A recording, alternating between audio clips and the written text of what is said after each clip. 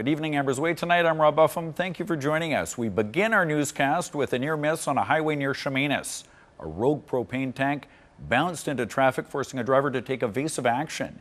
Incredibly, she managed to avoid a potentially explosive scenario. Here's Anna McMillan with a story that serves as a lesson in defensive driving. That is a propane tank barreling down Highway 1 near Chemainus. I was scared because I wasn't sure if a propane tank would blow up or not.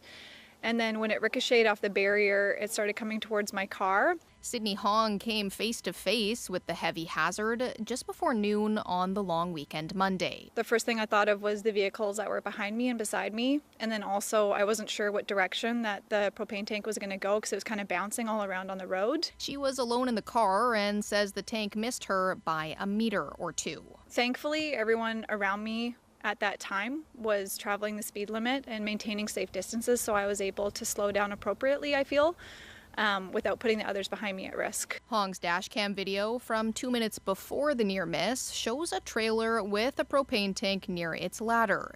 She thinks it fell off the RV and the driver didn't notice. Your standard fine is $598 for having an insecure load that bounces out like that.